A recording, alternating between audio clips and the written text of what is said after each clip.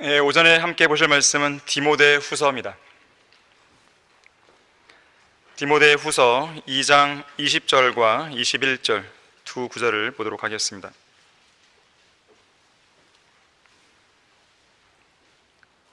디모데 후서 2장 20절과 21절입니다. 큰 집에는 금과 은으로 만든 그릇들뿐만 아니라 나무와 진흙으로 만든 그릇들도 있어 어떤 것들은 귀히 여기고 어떤 것들은 천히 여기느니라. 그러므로 이런 것들에서 자기를 깨끗하게 하는 사람은 귀한 그릇이 되어 거룩하여지고 주인이 쓰기에 합당하며 모든 선한 일을 위하여 예비되느니라. 자, 말씀을 위해 다 같이 기도하겠습니다. 감사하신 주 하나님 아버지, 이 아침에 아름다운 예배를 드리게 해주셔서 감사드립니다. 아름다운 찬양과 또 아름다운 기도와 또 아름다운 이 말씀을 우리가 들을 수 있는 이 특권을 허락해 주셔서 감사를 드립니다. 이 시간 저희들의 마음을 열어주십시오. 마음을 옥토밭으로 바꿔 주십시오. 말씀의 씨앗이 온전히 잘 떨어질 수 있도록 역사해 주십시오. 어떠한 형태로든지 마귀가 방해하지 못하도록 막아주십시오. 우리는 말씀을 통해 변화가 되어야 됩니다. 마음과 생각뿐만 아니라 우리의 행실에 있어서 변화들이 일어나야 합니다. 그것이 부흥의 시작이고 또 개혁의 시작인 것입니다.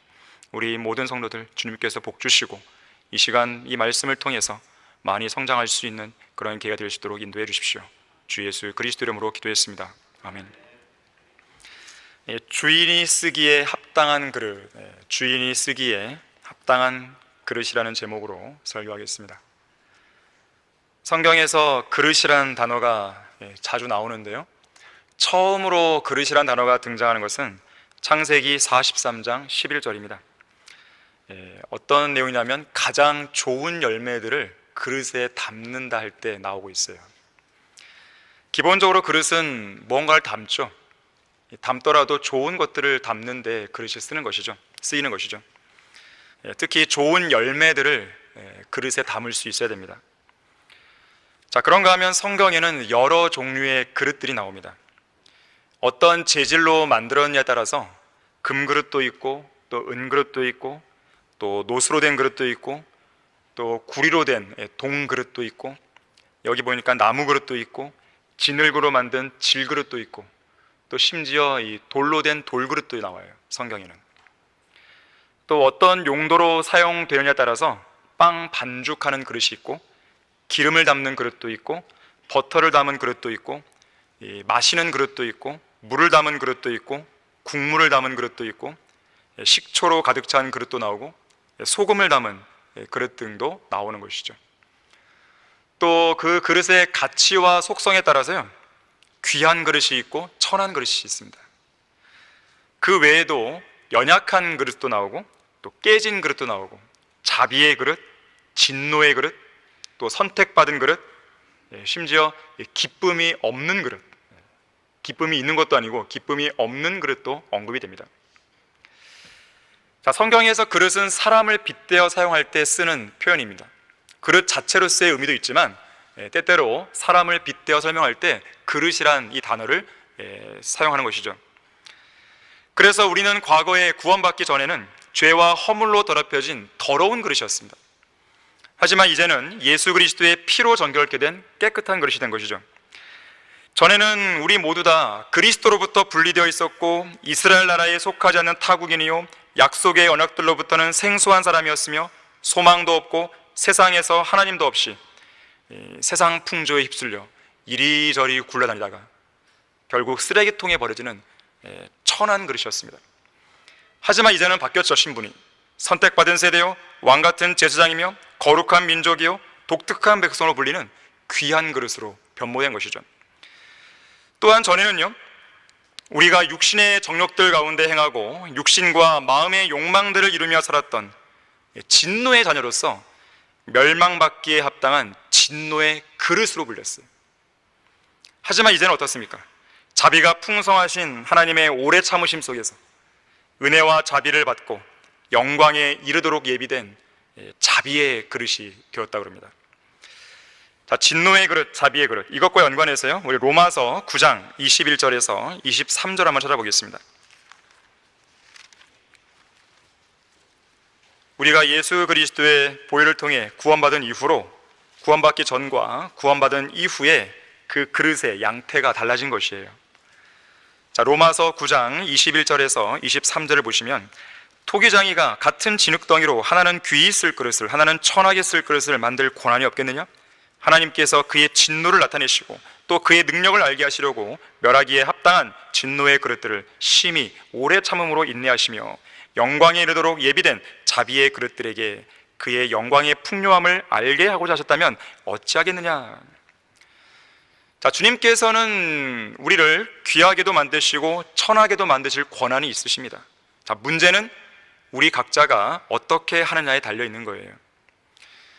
다시 말하자면 하나님께서는 그리스도의 복음을 믿고 구원받은 사람들을 귀하게 쓸 자비의 그릇들로 만드시는 거예요.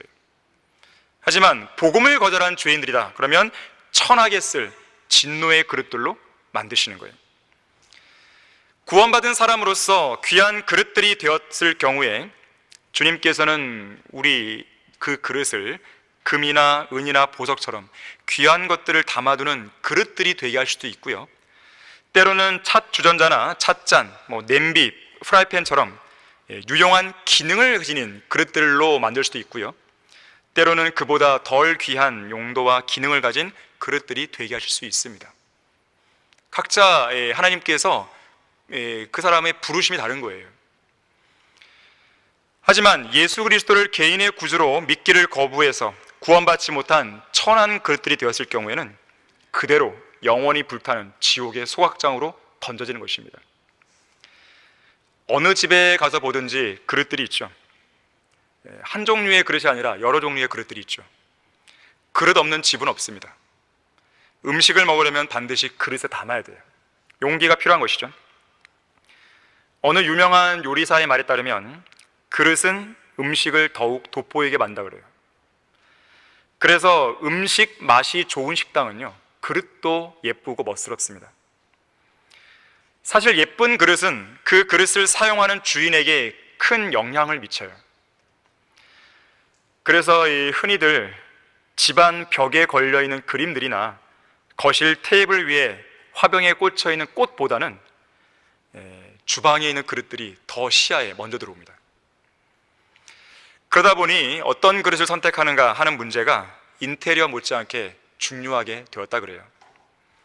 자, 그런데 그러한 그릇들은 집 주인의 의사와 집 주인의 뜻과 그 용도에 따라서 귀하게 쓰이는 그릇들과 천하게 쓰이는 그릇들로 구분이 됩니다.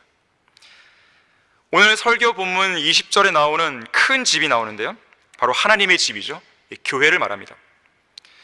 하나님의 집인 이 큰 집, 이 교회 안에도 여러 종류의 그릇들이 갖춰져 있는 거예요. 우리가 다 똑같은 그릇은 아닙니다. 물론 구원받았다는 측면에서는 다 귀한 그릇이죠. 다 자비의 그릇들이죠. 하지만 하나님께서 쓰시는 용도에 따라서는 천차만별인 것이에요. 자, 하나님의 집 안에도 여러 종류의 그릇들이 갖춰져 있습니다. 그런데 집 주인이신 하나님께서 특별하게 귀히 여기시는 그릇들과 친히 쓰시기에 합당한 그릇들이 있는 거예요. 자, 우리는 그것이 무엇인지를 오늘 알아야 됩니다.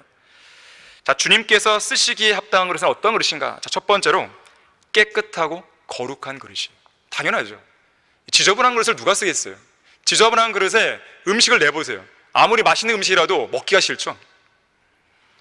거룩하신 하나님은 더러운 그릇을 쓸 수 없습니다. 거들떠보지 않으세요. 거룩하신 하나님께서 하시는 모든 일이 거룩한 일이기 때문에 오직 깨끗하고 거룩한 그릇만이 그 일에 합당한 그릇이 될 수 있습니다. 오늘 본문 21절에서는 자기를 깨끗하게 하는 사람은 귀한 그릇이 되어 거룩하여지고 주인이 쓰기에 합당한 그릇이 된다 그랬어요. 깨끗한 그릇이 곧 귀한 그릇이에요. 귀한 그릇이 곧 거룩한 그릇이고 주님께서 쓰시기에 합당한 그릇입니다. 예수 그리스도의 거룩한 피와 거룩하신 성령 하나님을 통해서 순수하고 거룩한 말씀의 물로 깨끗하게 된 거룩한 성도, 거룩한 그릇만이 거룩하신 하나님의 거룩한 사역을 수행할 수 있는 그 자격을 얻게 되는 거예요. 하나님의 사역은 아무나 하는 게 아니에요. 하나님의 말씀을 다루는 일은 아무나 하는 게 아닙니다. 목사 고시를 본다든지 시험을 본다든지 신학교를 졸업했다고 해서 자동적으로 그러한 권한이 주어지는 게 아니에요. 이 나라에 교회다운 교회들이 거의 없고 성도다운 성도들을 좀처럼 찾아볼 수 없고 가짜 교회들이 많고 비성경적인 교리들이 만연하는 주된 이유가 무엇이겠습니까? 교단의 교세 확장을 위해서 난립한 거짓 목사들 때문에 그래요. 자기들의 배를 하나님으로 섬기는, 돈을 사랑하는 사꾼 목사들 때문에 그렇습니다. 그들 가운데는 태반이 구원받지도 않았고 바른 성경도 없고 성경적으로 설교할 수도 없고 가르칠 수도 없는 목사들이에요.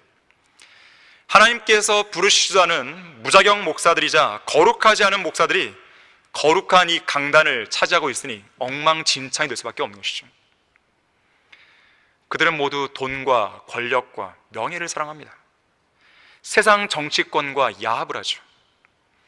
이 강단 위에다가 정치인들을 왜 세워요? 뭘 들어요, 정치인들로부터? 뭘 듣고 싶으세요, 도대체? 들을 이유가 없잖아요. 세울 이유가 없단 말이에요. 세상의 연예인들을 왜 이 강단에 세워요? 그들이 무슨 간증을 한다고? 어떤 운동 경기에서 골을 넣어서 골을 넣은 그 기쁨에 무릎 꿇고 기도하면 진정한 그리스도인이 되는 것이에요? 그런 사람들을 강단에 세워서 무슨 간증을 듣겠어요?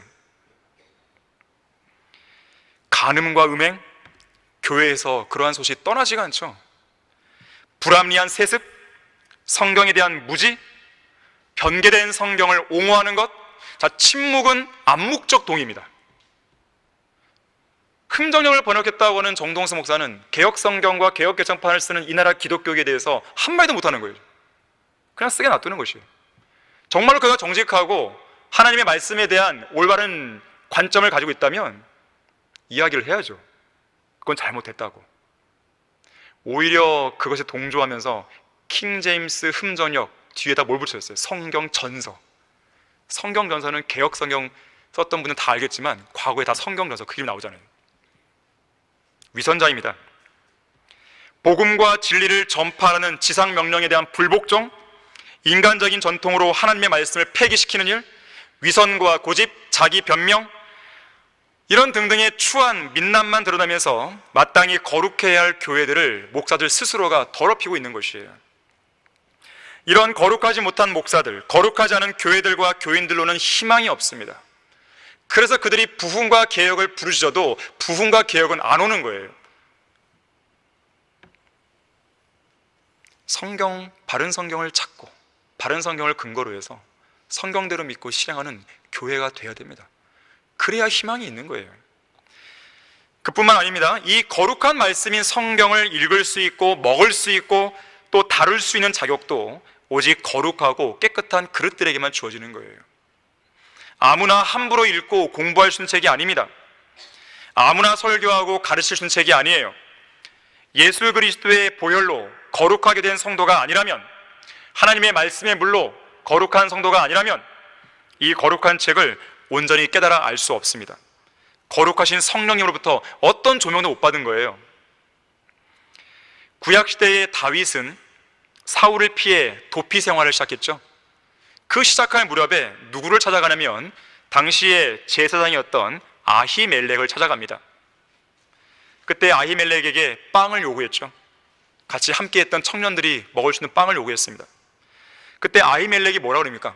지금 나에게는 보통 빵은 없다. 일반 사람들이 먹을 수 있는 그런 빵은 없다. 성막에 차려놓은 거룩한 빵만 있다. 다만 당신과 함께한 청년들이 여자들과 가까이 하지 않은 그런 거룩한 사람들이라면 먹을 수 있다고, 내가 주겠다고 했어요. 그때 다윗이 했던 말이 이 말이에요. 요 며칠 동안 여자들 가까이 하지 않았습니다. 그래서 청년들의 그릇들은 매우 거룩합니다. 이렇게 이야기해요. 그래서 거룩한 제사장만 먹을 수 있는 거룩한 빵을 얻게 됩니다. 예외적인 경우죠. 성경에서 빵은 하나님의 말씀이죠. 거룩한 빵인 말씀을 먹을 수 있는 자격은 거룩한 성도에게만 있는 거예요.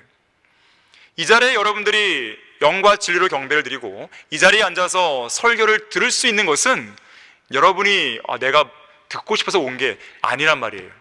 하나님께서 여러분들 인도하신 것이고 또 그러한 자격을 여러분에게 부여하신 것이고 그러한 자격 속에서 말씀을 듣고 있는 거예요. 자, 아무리 금과 은으로 된 귀한 그릇이라도 그것이 깨끗하지 못하면 하나님께서 사용 못합니다. 잠언 25장 4절에서는 은에서 찌꺼기를 제거하라, 그리하면 세공자에게 그릇이 되어 나올 것임이라 그랬어요. 아무리 값진 은그릇이라 할지라도 더러운 찌꺼기가 제거되지 않은 그릇이라면 그릇으로서의 진가를 발휘할 수 없어요. 우리의 토기장이신 거룩하신 하나님께서 그분의 거룩한 물레 위에서 거룩한 손길을 따라 만드신 이 그릇이 그릇으로서의 진가를 발휘하고 토기장이의 손에서 합당한 용도로 쓰임 받으려면 우리 모두가 깨끗하고 거룩한 그릇이 되어야 됩니다.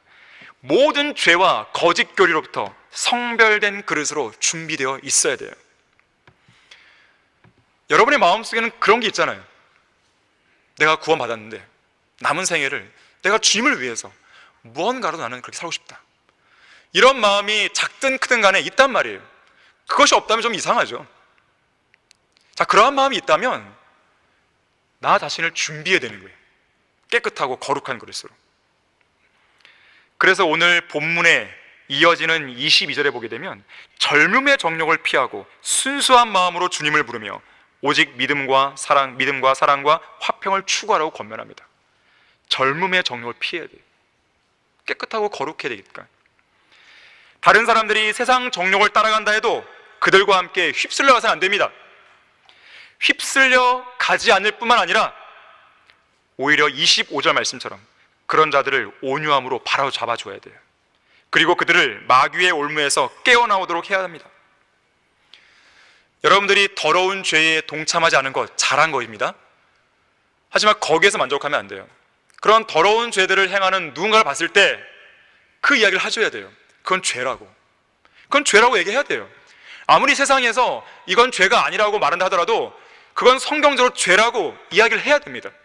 왜 우리가 거리에서 설교하고 거리에서 복음을 전합니까? 죄인들에게 죄인이라고 알려주는 거 아니겠어요? 그러면 안 된다고, 그러면 지옥 간다고, 그럼 멸망한다고, 그걸 알려주는 거잖아요.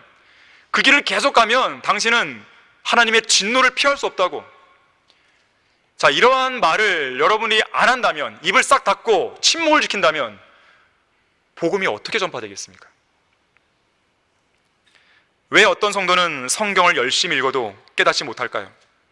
진리의 말씀이 담겨야 할 그 그릇이 더러워졌기 때문에 그래요. 왜 어떤 성도는 성경을 부지런히 공부해도 어떤 조명도 받지 못할까요? 거룩한 진리를 담아야 할 그 그릇이 더러워진 것이에요. 왜 그리스도의 복음을 전파해도 아무런 기쁨도 없고 복음의 능력도 나타나지 않는 것일까요? 그리스도의 복음을 전파해야 할 그 그릇이 깨끗하지 않기 때문에 그런 것입니다. 다른 데 이유가 있는 게 아니에요. 왜 기도가 응답이 안 되는 것입니까? 왜 부흥과 개혁이 일어나지 않는 것이에요? 다른 사람들은 막 성장이 있는데 왜 나는 성장이 없는 것이에요? 왜 나한테는 높은 곳으로부터는 능력이 없는 것입니까? 왜 나에게는 경건의 능력이 나타나지 않는 것입니까? 왜 나에게는 주님을 위해 쓰임받고자 하는 열망이 없는 것입니까? 왜 나에게는 주님 안에서 가슴이 뛸 만한 도전과 꿈을 찾지 못한 것일까요? 자신이 소유하고 있는 이 그릇이 너무나 더럽고 너무나 추하고 너무나 가증스러운 죄로 더러워진 것이에요. 쓰레기가 많은 거예요. 쓰레기부터 치워야 됩니다. 여러분들이 여러분 안에 진리의 말씀을 담고 하나님의 능력을 담으려면 쓰레기부터 치워야 돼요. 세상에 있는 쓰레기들을 다 치워버려야 돼요. 제거를 해야 그 안에 담을 수 있는 공간이 생기는 것이에요.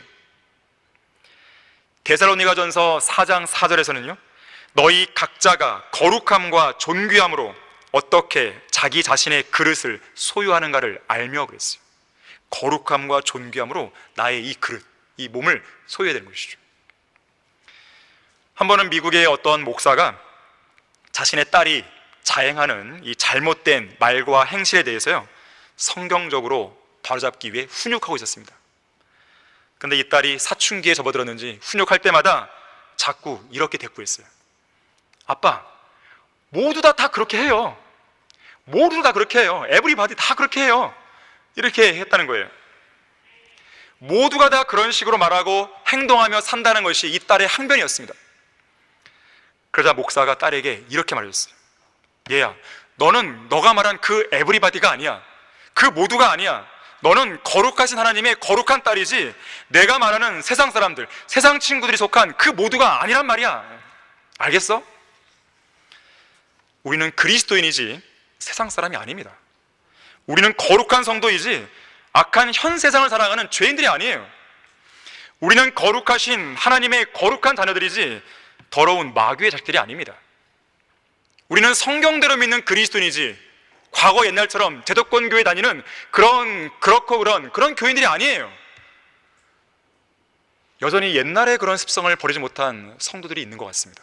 버리셔야 돼요. 옛날에 과거에 몸담고 있던 그 교회에서 배웠던 그 지식들에 여전히 머물러 있는 사람들이 있어요. 버려야 됩니다. 왜 갖고 계세요 그거를요? 그러한 지식으로 그 지식이 나에게 아무것도 준 게 없는데 쓰레기부터 버리셔야 돼요. 그래야 참된 지식이 들어갈 수 있는 것입니다. R.A. 토레이가 거룩한 삶에 대해 이렇게 말했습니다. 지금 주님께서 오셨을 때 그분께 들켜서 달갑지 않을 행위는 어떤 것도 하지 말라. 또한 자신의 모습이 발견되기를 원치 않는 장소는 그 어디에도 가지 말라. 밥 존스 시니어 목사님도 하늘이 무너져도 옳은 일을 해라. 하늘이 무너져도 어떤 대가를 치른다 하더라도 올바른 일을 하면서 승리하는 삶을 살아라 그랬어요. 주님이 말씀하셨잖아요. 내가 거룩하니 너희도 거룩하라. 여러분 이 말씀을 가볍게 여기지 마세요. 하나님의 엄중한 명령입니다. 그리스도인은 그리스도인다워야 돼요. 그리스도인이 세상 사람처럼 생각하고 세상 사람처럼 말하고 세상 사람들이 즐겨 말하는 유행어를 쫓아해가고 유행을 따라가고 얼마나 그것만큼 꼴사나운 일도 없는지 몰라요. 그리스도인은 그리스도인다울 때 가장 멋있는 거예요. 가장 아름다운 거예요. 주님께서 쓰시기에 합당한 그릇은 어떤 그릇입니까? 두 번째로 모든 선한 일을 위하여 예비된 그릇입니다. 본문 21절 끝에서 말씀하고 있죠. 자, 그렇다면 성경에서 말씀하는 선한 일들이 뭘까요? 이 선한 일들과 관련해서 주님께서, 예수 그리스도께서 승천하시기 전에 제자들에게 두 가지 임무를 주셨어요.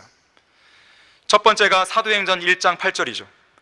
성령께서 너희에게 임하시면 너희가 능력을 받으리니 그러면 예루살렘과 온 유대와 사마리아와 땅끝까지 이르러 내게 증인이 되리라 그랬어요. 복음을 전파하는 것이죠.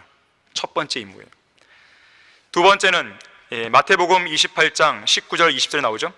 그러므로 너희는 가서 모든 민족들을 가르치고 아버지와 아들과 성령 이름으로 칙례를 주며 내가 너희에게 명령한 모든 것을 가르쳐 지키게 하라. 보라 내가 세상 끝까지 너희와 항상 함께 있으리라. 진리의 말씀으로 가르치고 양육하라는 것이죠. 자, 복음 전파와 성경으로 양육하는 것. 이 두 가지 일이 가장 소중한 임무이고 이 두 가지 일이 바로 선한 일이에요. 성경에서 말씀하는 교회가 환경 보전 운동을 한다든지 교통안전 봉사를 한다든지 세상 교회들 보면은 집사나 장로가 되려면요 기본적으로 자기 교회가 있는 동네에 나가서 길거리 가서 이 띠를 둘러요. 교통법규를 지킵시다. 이걸 해야만 됩니다. 몇 주간. 누가 그렇게 만드는 거예요 도대체? 독거노인들에게 도시락이나 연탄 배달해 주는 것, 노숙자들에게 밥을 퍼주는 것, 테레사 수녀처럼 에이즈 환자들을 돌보는 것, 헤비타트 운동이라고 해서요 집을 지어주는 것, 이런 것들은 교회가 하는 일이 아니에요. 누가 하는 겁니까? 정부가 하는 일이에요. 지역사회가 하는 일이에요. 사회단체, 복지단체가 하는 일입니다. 이런 거 하려면 교회라는 간판을 내려야죠. 이런 일들을 하는 것 자체가 나쁘다는 말이 아니에요. 좋은 일이죠. 왜 나쁘겠어요 이게. 하지만 그것은 교회에게 주신 본연의 임무가 아니라는 거예요. 자, 교회에게 주신 본연의 임무를 다 하면서 이런 일을 했다. 그럼 잘한 거죠. 잘한 거죠. 왜 나쁘겠어요? 본연의 임무를 다 하고 있는데. 근데 본연의 임무도 안 하면서 이런 일들에만 목을 메고 있잖아요. 특히나 이런 선행들을 통해서 구원을 받으려 한다든지 또는 이런 인간적인 노력을 통해서 이 땅에 지상낙원, 지상왕국을 세우려 한다든지 이런 행동들은요 성경에 철저하게 거스르는 그런 죄들이에요. 교회는 세상 조직과 같은 조직체가 아니에요. 하나의 유기체입니다. 교회는 회원들의 권익을 도모하는 사회단체가 아니에요. 인간의 육신을 만족시키는 사교장도 아닙니다. 불신자들의 돈을 모아서 가난한 회원들을 돕기 위해 면죄부나 어떤 상품이나 직분을 파는 상점도 아닙니다. 사람들의 타락한 육신을 구제하기 위한 사회복지단체도 아니에요. 영등포에서 복음을 전할 때면요, 전했을 때 거기 노숙자들이 많아요. 술병 하나씩 들고 있단 말이에요. 그럼 그 사람들이 제가 설교를 하면 잘 들어요. 관심이 있어 잘 듣는 게 아니라 잘 듣고 난 다음에 돈 좀 얻으려고 하는 거거든요. 그래서 그 아니나 다를까 이제 복음을 전하러 가게 되면 그 얘기를 해요. 아주 열심히 듣습니다, 복음을. 그리고 맨 끝에는 제가 좀 돈이 없어서 그러는데요, 이렇게 나와요. 그럼 돈 안 주죠. 그리고 얘기하죠. 제가 돈 주면 또 술 드실 거죠? 지금 당장 술병 던지시라고. 그리고 어떤 지역사회 단체에 가서, 동사무소 가서 일자리를 찾으라고. 그렇게 얘기를 해줍니다. 교회에 오게 되면 제가 돈 줄게요, 이런 말 안 합니다. 세상 교회들은 하죠. 우리 교회에 오면 제가 돈을 주고 잘 보살펴 줄게요. 교회가 해야 할 일이 과연 무엇입니까? 도대체? 여러분, 디도서 2장 14절 보십시오. 왜 여러분들을 주님께서 구속하셨는지 그 이유를 보셔야 돼요. 자, 디도서 2장 14절입니다.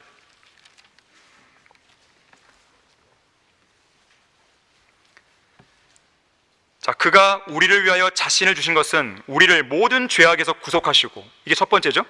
자신을 위해 정결케 하사 선한 일에 열심을 내는 독특한 백성이 되게 하려 하심이라. 자, 우리를 구속하신 목적은 선한 일에 열심을 내는 사람들이 되게 하는 겁니다. 과연 성경에서 말씀하는 선한 일이 무엇이겠어요? 복음 전파와 성경 양육이에요.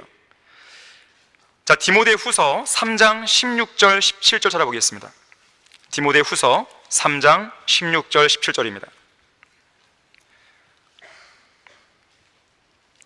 모든 성경은 하나님의 영감으로 주어진 것으로 교리와 책망과 바로잡음과 의로 훈육하기에 유익하니 이는 하나님의 사람이 온전하게 되며, 잘 보세요, 모든 선한 일에 철저히 구비되게 하렵니다 그랬어요.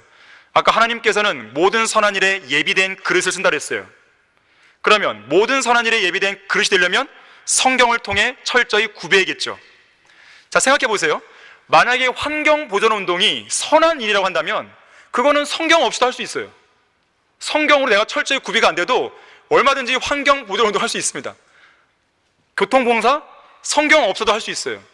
독거노인 도우는 거, 연탄 배달해주는 거, 성경을 알아야 꼭 할 수 있습니까 그거? 아니란 말이에요. 하지만 복음을 전파하는 것과 성경을 가르치고 양육하는 것은 달라요. 성경으로 내가 구비되어야 할 수 있는 일입니다. 자, 교회에게 주신 선한 일들, 우리를 구속하신 그 목적은 그 선한 일들에 진력하게 하기 위한 것인데, 그 선한 일들은 바로 복음을 전파하는 것이고 성경으로 양육하는 거예요. 이 두 가지 일이 교회에게 맡겨준 임무입니다. 자, 디모데전서 4장 6절도 보십시오. 디모데전서 4장 6절을 보시면, 뇌가 이런 것들을 형제들에게 기억하게 한다면 너는 뇌가 따르던 믿음의 말씀들과 선한 교리의 말씀들로 양육을 받아 예수 그리스도의 선한 일꾼이 되리라. 누가 선한 일꾼이겠습니까? 선한 일들을 하는 사람들이 선한 일꾼이죠. 복음을 전파하고 진리의 말씀으로 양육하고 가르치는 그런 일을 하고 있는 사람이 선한 일꾼인 거예요. 에베소서 3장 7절이나 골로새서 1장 23절에 의하면 선한 일꾼을 가리켜서 복음의 일꾼이다, 그런 말을 하게 됩니다. 복음의 일꾼이 뭐예요? 복음을 전파하는 사람들이죠. 자, 지금까지 제가 말씀드린 이 구절들 정리해보면 예수 그리스도의 피로 구속받은 그리스도인들은 복음을 전파하고 진리의 말씀으로 가르칠 수 있어야 돼요. 이것이 바로 성경에서 말하는 선한 일들입니다. 그리고 이러한 선한 일들에 열심을 내는 독특한 백성이 되어야 되는데, 그 일들을 하기 위해서 철저하게 내가 구비되려면 성경을 읽고 공부해야 되는 것이에요. 그러한 결론이 나오는 것이죠. 여러분은 그러한 선한 일들을 수행할 준비가 되어 있습니까? 진리의 지식으로 잘 무장되어 있으세요? 언제 어디에서든지 누구를 만나든지 어떤 사람을 상대하더라도 복음을 전할 수 있고 진리의 말씀을 가르칠 수 있고 성경에 관한 한 어떤 질문에 대해서도 답할 수 있고, 또 여러분 안에 있는 소망에 관한 이유를 묻는 사람들에게 성경적으로 올바르게 답할 수 있는 그런 준비가 되어 있는지를 묻는 거예요. 안 되어 있다면 준비를 하셔야 됩니다. 준비가 부족하다면 더 준비를 하시는 거예요. 왜 그럴까요? 바로 그 일을 하라고 우리를 구속하셨기 때문에 그런 거예요. 여러분은 하나님을 진정으로 사랑하고 계실 거예요. 하나님을 사랑하는 사람은요, 하나님을 위해서 수고하게 되어 있습니다. 하나님을 위해서 일하게 되어 있어요. 항상 사랑의 진실함은 섬김과 수고의 형태로 나타나요. 데살로니가 교회의 성도들은 믿음의 행위와 사랑의 수고와 소망의 인내라는 세 가지 중요한 특징이 있었어요. 그 중에 사랑의 수고예요. 그냥 사랑이 있다 안 했고 사랑의 수고라 그랬어요. 내가 주님을 사랑하면 주님을 위해 수고하는 거예요. 그것이 너무 기쁜 거예요. 시간 가는 줄 모릅니다. 여러분, 야곱이 라헬을 얻기 위해서 7년 동안 일을 하는데 어떠다 그랬어요? 이 7년의 기간이 7년이 아니라 70년이 아니라 정말 불과 며칠과 같다 그랬어요. 자, 우리가 이제 곧 주님의 부르심을 받고 우리는 저 공주로 갈 텐데 그 기간이 되게 좀 길어 보여요. 왜 이렇게 주님 안 오시는 거지? 빨리 오시면 좋겠는데 왜 이렇게 안 오시는 것이지? 오늘 오실까? 내일 오실까?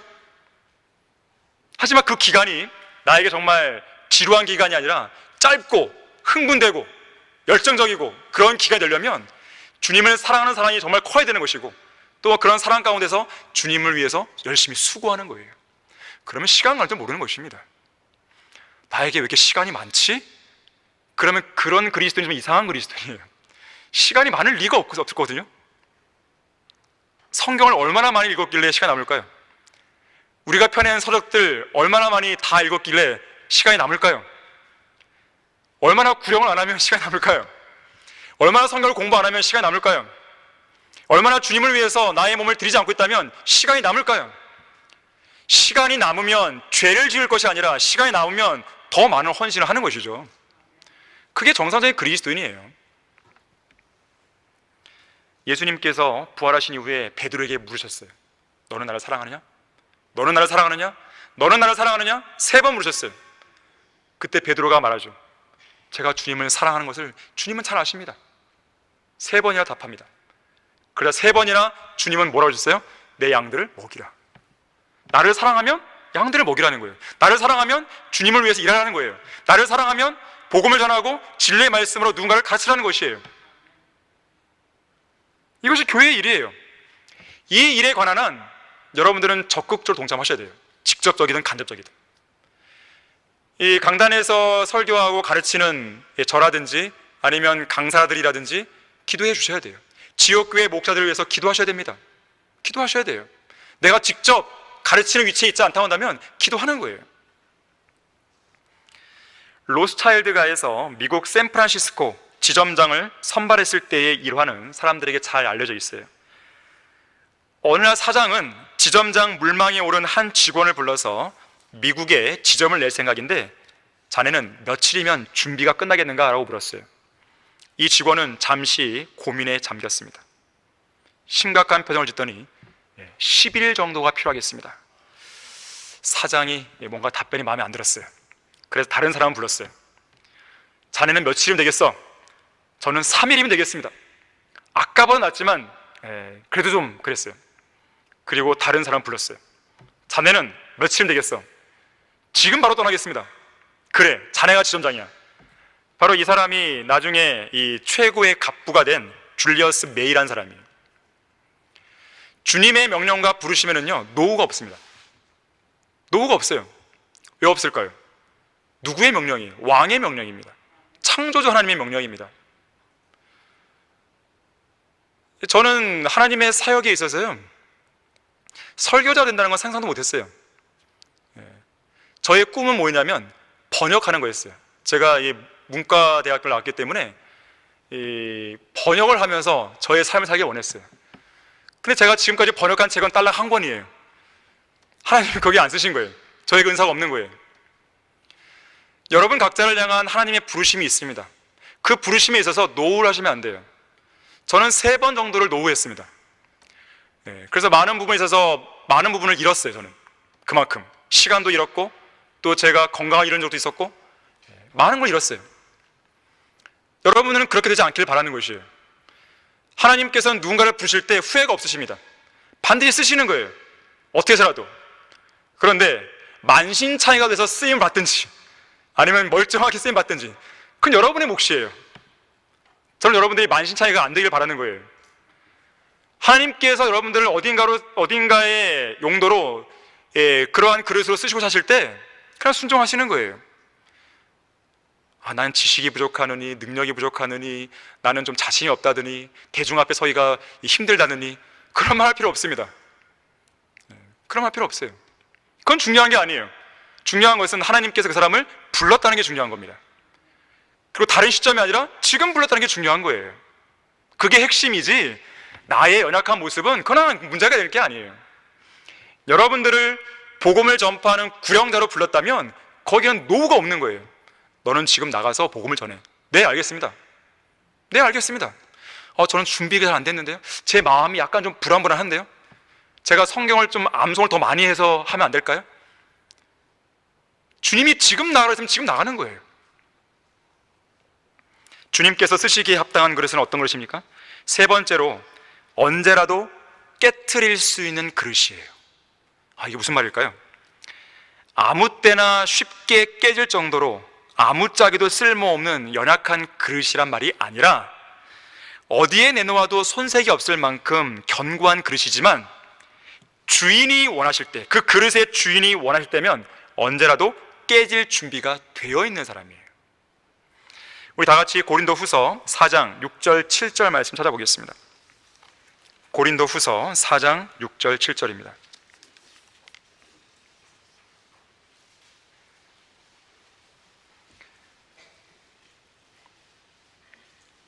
이는 어둠 속에서 빛이 빛이라고 명령하신 하나님께서 예수 그리스도의 얼굴에 있는 하나님의 영광을 아는 빛을 주시기 위하여 우리 마음에 비추셨기 때문이라.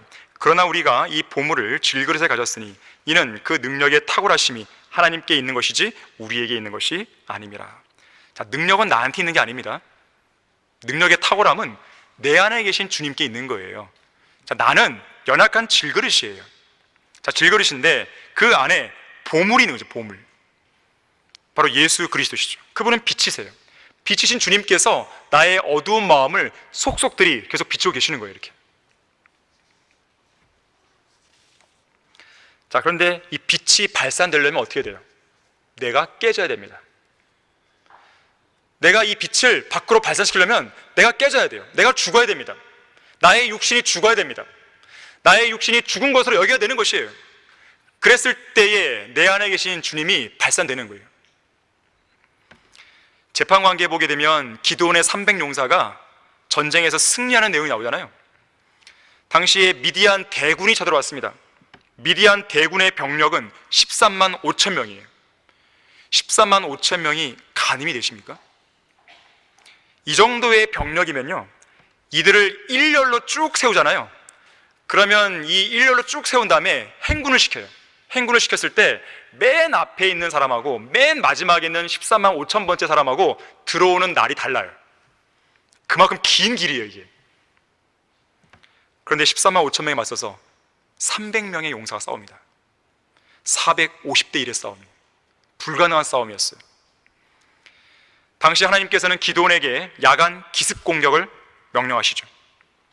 그러면서 이러한 명령이 주어져요. 재판관기 7장 19절 20절에 보면요, 그냥 들으십시오. 그리하여 기드온과 그와 함께한 100명이 중간 경점이 시작될 무렵 진영 외곽에 와서 그들의 파수를 새로이 세울 때 나팔을 불고 그들의 손에 있는 항아리를 깨뜨리니라. 그 세 부대가 나팔을 불고 항아리를 깨뜨리며 등불을 왼손에 들고 오른손에 잡은 나팔을 불며 소리 지르기를 주의 칼이요 기드온의 칼이라 하며 그랬어요. 바로 항아리 안에 등불이 있었습니다.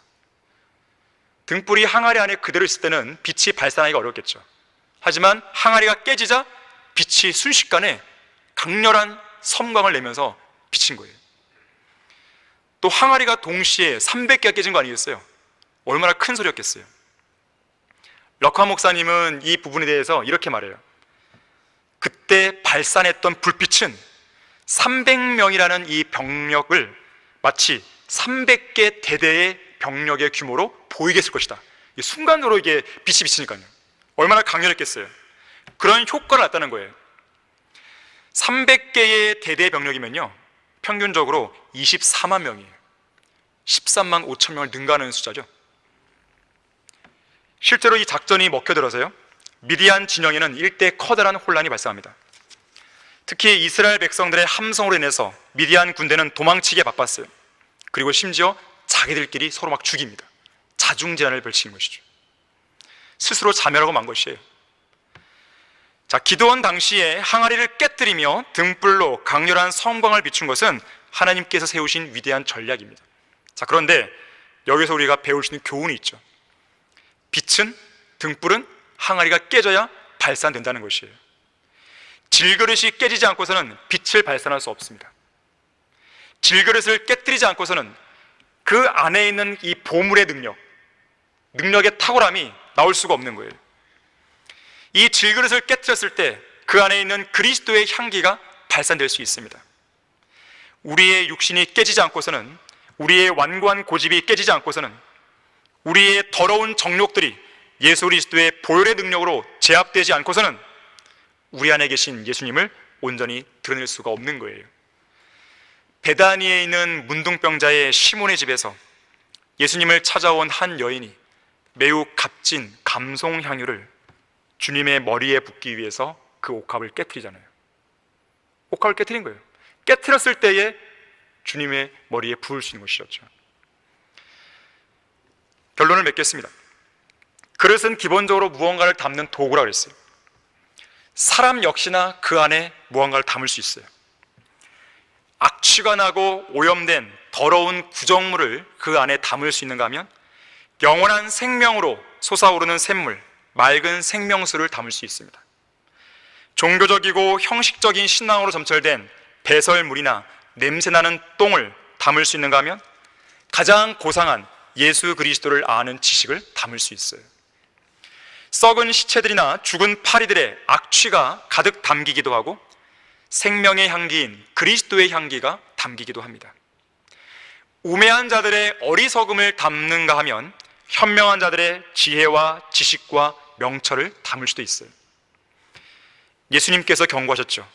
속에서, 즉 사람들의 마음에서 나오는 것은 악한 생각과 간음과 음행과 살인과 도둑질과 탐욕과 악의와 사기와 방탕과 악한 눈과 하나님을 모독함과 교만과 어리석음이라고 했어요. 왜 나올까요? 그 안에 있기 때문에 그런 거예요. 그 안에 있으니까 나오는 거죠. 이에 반해서 구원받은 성도들 향해서는요, 이렇게 말씀합니다. 그리스도의 말씀이 모든 지혜로 너희 안에 풍성히 거하게 하되 시와 찬송과 영적인 노래로 서로 가르치고 권면하며 너희 마음속에서 은혜로 주께 노래하라 그럽니다. 내 마음속에 말씀이 가득 차 있으면요, 노래가 안 나올 수가 없습니다. 주님을 찬양하지 않을 수가 없는 거예요. 이 호세아 8장 8절에서는요, 이방인들에 의해서 멸망하고 삼켜진 이스라엘을 가리켜서 서두에 말했는데 기쁨이 없는 그릇이라고 말합니다. 기쁨이 없는 그릇. 반면에 사도 바울은 그리스도인들은 기쁨뿐만 아니라 사랑과 기쁨과 화평과 오래 참음과 친절과 선함과 믿음과 온유와 절제라고 하는 성령의 열매를 담는 그릇이 된다고 했어요. 아까 서두에 그릇이라는 단어가 처음 나올 때 어떻게 썼다고 했어요? 열매를 담는 그릇, 가장 좋은 열매를 담는 그릇. 자, 우리는 가장 좋은 열매, 성령의 열매를 이 안에 담고 있어야 되는 것이죠. 또한 공중권세의 통치자, 구원받지 않은 불순종의 자녀들 안에 역사하는 더러운 영들이 그 사람 안에 담길 수도 있어요. 반면에 성령 하나님께서 그 사람을 안을 가득 채울 수도 있죠. 그래서 우리를 향해서 성령으로 충만하라, 그 명령을 주시는 거예요. 그리스도의 말씀과 성령 하나님과 경건의 능력으로 자신의 마음과 자신의 그릇을 가득 채워야 되는 것입니다. 고린도전서 15장 58절에서는 예수님의 재림을 기다리고 있는 성도에게 견고하라, 흔들리지 말라, 항상 주의 일을 넘치게 하라, 이는 너희의 수고가 주 안에서 헛되지 아니한 줄을 너희가 알미니라고 말씀하고 있어요. 자, 재림을 기다리고 있는 그리스도인들은 어떻게 해서든지 주님께 쓰임받는 그릇이 되어서 항상 주의 일을 넘치게 해야 됩니다. 영이신 하나님께서는 지상에서 그분의 사역을 이루시기 위해서 아무것도 아닌 질그릇과 같은 존재들인 우리를 필요로 하고 계십니다. 이 시간 주님께서는 이 자리에 앉아있는 성도들 한 사람 한 사람을 지명하시면서 내가 너를 쓰려고 한다. 주님께서 쓰신다고 말하라. 이러한 명령을 주고 있습니다. 더 나아가서는 주님께서 쓰시기를 기뻐하시는 그런 그릇으로 준비하라고 말씀하시는 거예요. 여러분을 쓰시겠다고 하시는 주님의 말씀이 부담스럽습니까? 짐으로 다가옵니까? 주님께서 지금 당장 나를 설교자로 세우고 선교사로 보내고 어떤 내가 원치 않은 그런 길로 보낼까봐 두렵습니까? 성경은 우리에게 말씀합니다. 하나님께서 우리에게 주신 것은 두려워하는 영이 아니라 능력과 사랑과 건전한 생각의 영이라 그랬어요. 그러한 두려움은 하나님이 주시는 게 아니에요. 사탄이 주는 겁니다. 누구나 주저할 수 있고 누구나 머뭇거릴 수는 있습니다. 하지만 전능하신 하나님의 능력에 자신을 온전히 맡겨야 돼요. 맡기면 나머지는 하나님이 책임져 주십니다. 하나님께서는 반드시 채워주시고 동행하시는 거예요. 우리를 부르시고 난 다음에 우리더러 알아서라고 내버려 두시는 분이 아닙니다. 주님께서 친히 쓰시겠다고 하시는 그 말씀 앞에 하나님께서 주시는 능력과 사랑과 건전한 생각의 영으로 기꺼이 자신의 몸을 드리겠다고 결행하는 여러분 모두가 되기를 바랍니다. 다 같이 기도하겠습니다. 감사하신 하나님 아버지, 저희들은 주님의 큰 사랑을 받은 성도들입니다. 얼마나 큰 은혜와 얼마나 큰 자비를 바라는지 모릅니다. 우리가 그것을 안다면, 또한 우리가 주님을 사랑한다고 고백을 한다면 우리가 주님을 위해서 우리의 몸을 드리지 못할 이유가 없는 것입니다. 우리 성도들이 지금까지 열심히 잘 섬겨왔지만 혹이라도 부족한 부분이 있거나 혹은 잘못 살았던 부분이 있다면 이 시간을 계기로 해서 바로 잡을 수 있도록 도와주십시오. 주님께 나와서 헌신하고 기도하는 그 시간을 각자가 잘 성장하고 주님께 쓰임받는 그릇으로 준비할 수 있는 그러한 계기로 삼을 수 있도록 도와주십시오. 주 예수 그리스도 이름으로 기도했습니다.